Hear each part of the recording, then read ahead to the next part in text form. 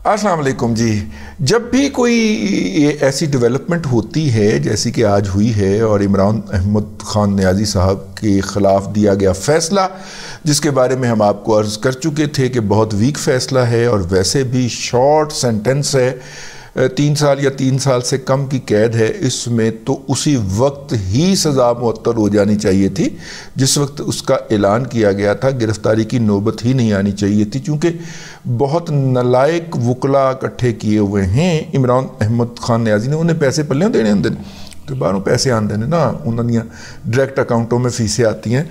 तो उन वकला ने केस को लंबा करने के लिए और अपनी ज़रा शबशबा बनाने के लिए, टॉर्चर बनाने के लिए उन्होंने इस केस को प्रलॉन्ग किया। वरना तो ये केस जो है ये तो पहली जिस दिन सज़ा अनाउंस हुई थी उसी दिन ये सस्पेंड हो जानी चाहिए थी। और जज नॉर्मली ऑटोमेटिकली बग़ैर दरख्वास्त के खुद कर दिया करते हैं, लेकिन ज़ाहिर है कि यहाँ पे तो दरख्वास्त नहीं करनी थी, यहाँ पे तो जज को गालियाँ बकनी थी और उसके सामने जो था वो अपना एक ऑरा क्रिएट करना था, लिहाजा वो सज़ा सस्पेंड नहीं हुई। और जनाब इमरान अहमद खान नियाज़ी को अपने वकला की नलायकी के पेश नज़र दोबारा जेल में जाना पड़ गया।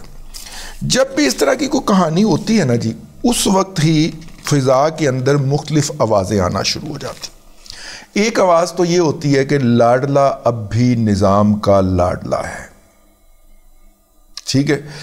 दूसरी आवाज़ ये होती है कि उसको अंदर से हासिल है, हमायत हासिल है।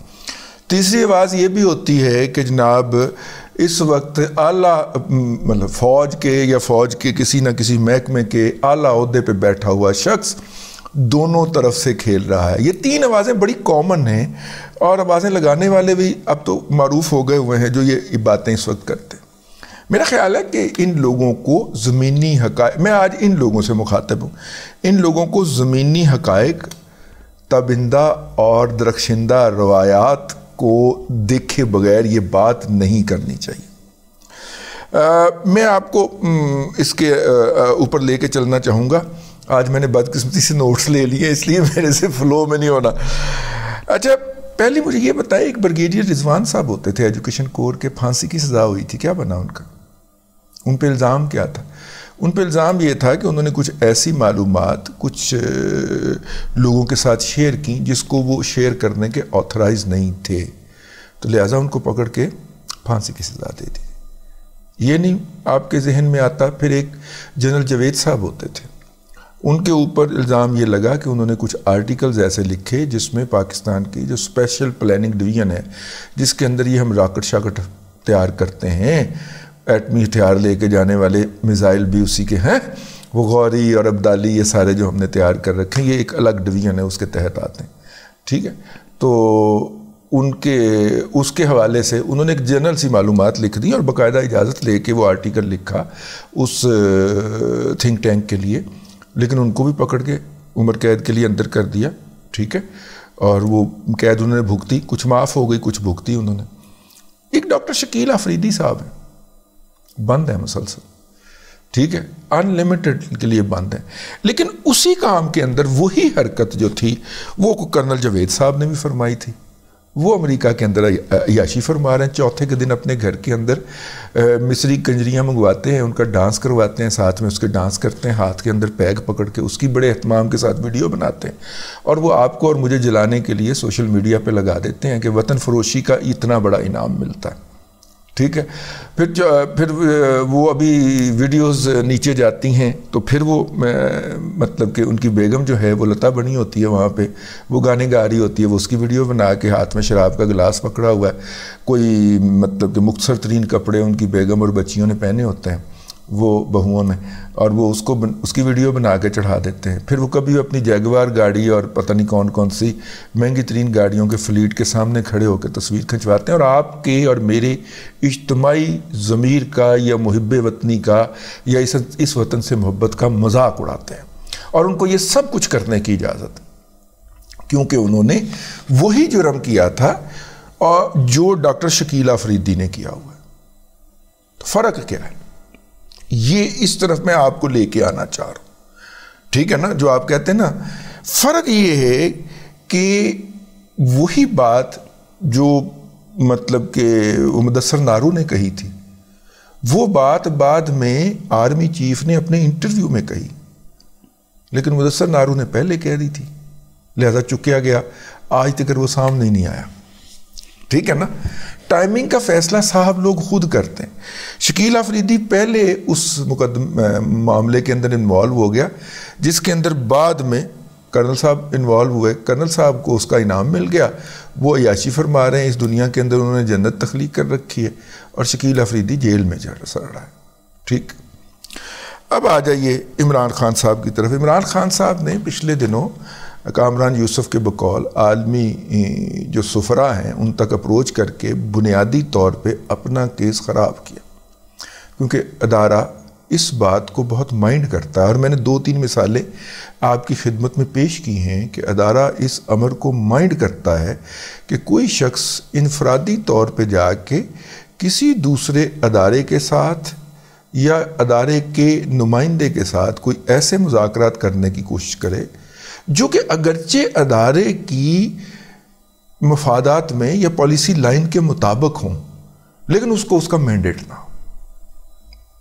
ٹھیک ہے، یا اگر مینڈیٹ ہو بھی تو وہ اپنے مینڈیٹ سے تجاوز کرنے کی کوشش کرے، تو ادارہ اس کو بہت مائنڈ کرتا ہے اور اس کا باقاعدہ بھرکس نکال دیتا ہے، بیڑا غرق کر دیتا ہے اس کا۔ ٹھیک ہے، اس لیے عمران احمد خان نیازی صاحب نے یہ جو عالمی قوتوں کو انوالو کرنے کی کوشش کی ہے، انہوں نے بنیادی طور پہ اپنا بیڑا غرق کیا ہے۔ وہ ایک اسلام آباد ہائی کورٹ کیا، 10 اسلام آباد ہائی کورٹ کے آرڈر لے آئے، عامر فاروق صاحب کے والد گرامی سے بھی آرڈر لے آئے، انہوں نے باہر نہیں آ سکا۔ عمر عطا بندیال صاحب جو ہیں وہ جون سے مرضی کرش جو ہیں وہ راستے میں ڈال کے اور ان کے اوپر آرڈر پھسلا دیں، اور وہ آرڈر، لیکن کیوں؟ کیونکہ عمران احمد خان نیازی صاحب نے انفرادی طور پہ وہ کرنے کی کوشش کی ہے۔ جہاں تک وہ بات ہے کہ ادارے کے اندر سے سپورٹ ہے، تو دیکھیے جو پروجیکٹ عمران احمد خان نیازی تھا، اس پروجیکٹ کے تحت ہی لوگوں کی تقرریاں ہوئی تھیں، اور جنرل باجوہ صاحب جو تھے وہ اس کے مدار المہام تھے اس طرح کی تمام تقرریوں کے، ان کی مرضی منشا کے ساتھ ہوئی تھیں۔ ٹھیک ہے، تو اگر ان کی مرضی اور منشا کے ساتھ ہوئی تھی تو انہوں نے اسی ذہن کے لوگ لگائے ہوں گے نا فیلڈنگ کے اوپر، جو کہ انہیں اس میں سپورٹ مل سکے۔ ٹھیک ہے، تو اب جناب سید عمران شفقت زنجانی صاحب، جن کو آپ سمرن شفقت کے نام سے بھی جانتے ہیں، اور وہ اکثر لاہور سے فرار ہو کے رسا توڑا کے اسلام آباد پائے جاتے ہیں، آج کل بھی اسلام آباد گئے نے۔ ٹھیک ہے، انہوں نے فرمایا ہے کہ جناب سپٹمبر کے اندر جو ہے کچھ ایسی ٹرانسفریں ہونی جا رہی ہیں جس کے نتیجے میں جو لوگوں کو شک ہے کہ اندر سے جو حمایت حاصل ہے وہ بھی ختم ہو جائے گی۔ یہ بات تو بتانے کی ضرورت نہیں ہے، ہمارے ہر سال کوئی نہ کوئی بچہ، کوئی نہ کوئی برخوردار پاس آؤٹ ہوتا ہے، اور ہمیں پتہ ہوتا ہے کہ اپریل اور سپٹمبر 2 مہینے ہیں جب کاکول سے پاس آؤٹ ہونے والوں کی انڈکشن ہوتی ہے، اور یہی 2 مہینے ہیں جب ان کی سروسز پوری ہوتی ہیں اور وہ سروس پوری کرنے کے بعد ریٹائر ہوتے ہیں۔ اور اب وہ ریٹائر ہونے سے جانے سے پہلے جو ہے بعض لوگ کہا جاتا ہے، مبینہ طور پہ میں اس پہ بلیو نہیں کرتا، اپنی ریلیونس کریٹ کرنے کے لیے نا ریپلز کریٹ کرتے ہیں۔ کوئی اکانومی کے فرنٹ کے اوپر ریپل کریٹ کرتا ہے، کوئی انٹیلیجنس کے فرنٹ کے اوپر ریپل کریٹ کرتا ہے، کسی کو ایکسٹینشن چاہیے ہوتی ہے، کسی کو اپنی ریلیونسی امپورٹنس ہے، کہ مطلب کہ اگر بلا کے ان کو کہہ دیا جائے کہ آپ جو ہیں کیا کریں گے اس کے بعد، آپ کے تو ابھی بچے کا فائنل ایئر بھی نہیں ہوا امریکہ کی فلانی یونیورسٹی کے اندر، تو کس طرح اس کو کریں گے؟ تو ایسا کریں کہ آپ FFC میں چلے جائیں، ٹھیک ہے، اس کے 3 سال کے لیے چیئرمین لگ جائیں، بچہ بھی گریجویٹ ہو جائے گا، بچی کی شادی بھی ہو جائے گی، آپ کا گھر بھی بن جائے گا، ہے امریکہ والا، ٹھیک ہے۔ تو کسی کو بلا کے کہہ دیا جائے آپ فوجی فاؤنڈیشن میں چلے جائیں، کسی کو بلا کے کہہ دیا جائے آپ NFC کے چیئرمین لگ جائیں، اچھا جی، کسی کو بلا کے کہہ دیا جائے آپ نے نہیں جانا، آپ وہ سنا ہے کہ وہ دریائے سندھ کے وہ اوپر والے کیمپ کے اندر 3 ماہ آپ نے ڈیوٹی کی ہوئی ہے، تو پانی کا تو آپ کو بڑا تجربہ ہے نا، ٹھیک ہے، دریائے سندھ کے کنارے پہ آپ کا کیمپ لگا ہوا تھا، تو آپ واپڈا کے چیئرمین لگ جائیں۔ تو اس طرح کی جو ہے وہ بندر بانٹ ہوتی ہے، تو اس بندر بانٹ کے لیے ریلیونس کریٹ کرنے کے لیے کہ سر میں بھی موجود ہوں، me too sir, me too phenomena جو ہے، سنڈرم جو ہے، می ٹو سنڈرم کے تحت کچھ لوگ ریپلز کریٹ کرتے ہیں۔ پاکستان کے اندر اس وقت جو بحران کہا جا رہا ہے مہنگائی کا اور پاور کا اور فلانا یا ڈھمکانا، ہوگا یقیناً قیمتوں میں اضافہ ہو گیا. افراط زر جو ہے وہ 30% سے زیادہ ہے اور دنیا بھر کا یہ فنومینا ہے اس وقت، ہمارے ہاں بھی ہے. ہمارے ہاں لوگوں کی افورڈیبلٹی جو ہے وہ بالکل سکویز ہو گئی ہوئی ہے. ہوگا یقیناً ہوگا، لیکن اس کا ایک اسپیکٹ یہ بھی ہے، ایک پہلو یہ بھی ہے کہ جناب کہ کچھ لوگوں نے نئی اسائنمنٹوں پہ آنا ہے. کچھ لوگ جو ہیں وہ اپنی ریلیونس کریٹ کر رہے ہیں کہ جی میں اس کے لیے موسٹ کوالیفائڈ بندہ ہوں، اور کچھ لوگ جو ہے یہ ریلیونس کریٹ کر رہے ہیں کہ سر میں اس کے بعد یہ کام کر سکتا ہوں. اور اس پورے امبروگلیو کے اندر جو ہے وہ آپ کا اور میرا ملک ہر 6 مہینے بعد پڑتا ہے. ہر سال تو ڈیفینیٹلی پڑتا ہے. پچھلی دفعہ کا سپتمبر سے نومبر 3 ماہ یاد ہے نا آپ کو؟ سپتمبر، اکتوبر، نومبر 3 ماہ آپ کو یاد ہے نا؟ ہاں پچھلی دفعہ بھی ہوا تھا، اور اس دفعہ بھی یہ 3 ماہ ہی امپورٹنٹ ہیں، اس لیے ان 3 ماہ کے اندر الیکشن نہیں رکھا گیا. 8 سے 12 سپتمبر میں کچھ لوگ ہٹائے جائیں گے، کچھ گھر کو جائیں گے، کچھ نئی راہوں پہ جائیں، نئی جگہوں پہ چلے جائیں گے، اور پھر وہ 12 سے 24 تک جو ہے وہ ان کی ڈیوٹیاں حوالے کرنے اور نئی ڈیوٹیاں لینے، اور سپتمبر کے آخری تاریخ تک وہ فل کمان ہر کوئی اپنی جگہ پہ جا کے سنبھال چکا ہوگا. یہ بھی ایک پہلو ہے اور یہ بدقسمتی کا پہلو ہے. اگر اس کو تاریخ سے جوڑا جائے گا اور راجہ رنجیت سنگھ کی تاریخ سے جوڑا جائے گا تو پھر میرے دوستوں کو، بھائیوں کو، بچے ہمارے بھی دکھ ہوتا ہے، اس لیے میں اس سے نہیں جوڑتا. لیکن بہرحال بات کچھ ایسی ہی ہے، ٹھیک ہے. لیکن کچھ لوگوں نے اس کے حوالے سے آواز لگائی تھی تو میں نے کہا کہ نہیں ایسی بات نہیں ہے. اب آپ دیکھتے جائیے گا، اگر شکیل افریدی رہا ہو گیا تو عمران خان کو بھی معافی مل جائے گی، اور اگر شکیل افریدی اندر ہے اور کتنے سالوں سے اندر ہے تو پھر عمران خان معافی نشتہ. ٹھیک ہے. جہاں تک رہائی کی بات ہے تو 8 مہینے کا چلہ ہوتا ہے. نواز شریف صاحب نے پہلے بھی 8 مہینے کا ہی کاٹا تھا، دوسری دفعہ بھی 8-9 مہینے کا، اتنا ہی کاٹا. اتنا کہ چلہ جو ہے وہ صاحب لوگ جو ہیں وہ عمران خان صاحب بھی کٹوائیں گے، ون وے اور دا ادر. ایک کیس میں کاٹ لیں پھر بھی ٹھیک ہے، 8 کیسز میں کاٹنا چاہیں گے پھر بھی ٹھیک ہے. 8 مہینے والا چلہ جو ہے وہ اب تو حسن ایوب صاحب تو کہتے ہیں 1 سال تک رہائی نہیں ہے، لیکن میرا خیال ہے 8 سے 9 مہینے کا چلہ ان سے کٹوایا جائے گا. اس کے بعد پھر کوئی درخواست جو ہے وہ ہوگی. اور اب جو ہے دیکھیں، یہ ہمارا تجزیہ ہے اور ہم کوئی حرف آخر نہیں ہے، نہ ہمارے پاس کوئی غیب کا علم ہے، نہ ہمارے پاس پنکی پیرنی کے کوئی موکلین ہیں. ویسے پنکی پیرنی سے یاد آیا محسن بیگ صاحب نے کچھ فرمایا ہے. اچھا بات یہ ہے کہ جو محسن بیگ صاحب نے فرمایا ہے وہ انفارمیشن میرے پاس بھی ہے، ٹھیک ہے، لیکن میں ڈرپوک آدمی ہوں، میری زبان پہ وہ الفاظ نہیں آ سکتے جو انہوں نے کر دی ہیں، ٹھیک ہے. ورنہ اداکارہ نور کیا کرتی، ٹھیک ہے نا، جو آج کل ہیں. ٹھیک ہے کوئی توبہ کر لے تو اللہ تعالیٰ کا اس کا معاملہ ہے، لیکن ماضی میں تو کافی زیادہ اچھی گلوکارہ تھی بھی، ہم بھی ان کے جو ہے وہ فین ہوا کرتے تھے، ٹھیک ہے نا. تو اب وہ اللہ تعالیٰ کی طرف انہوں نے رجوع کر لیا ہے، تو وہ کس طرح کا رجوع کرتی ہیں؟ مولوی طارق جمیل والا ہی رجوع کرتی ہیں. وہ اس طرح کے جو لوگ ہوتے ہیں وہ مولوی طارق جمیل والا ہی رجوع کرتے ہیں.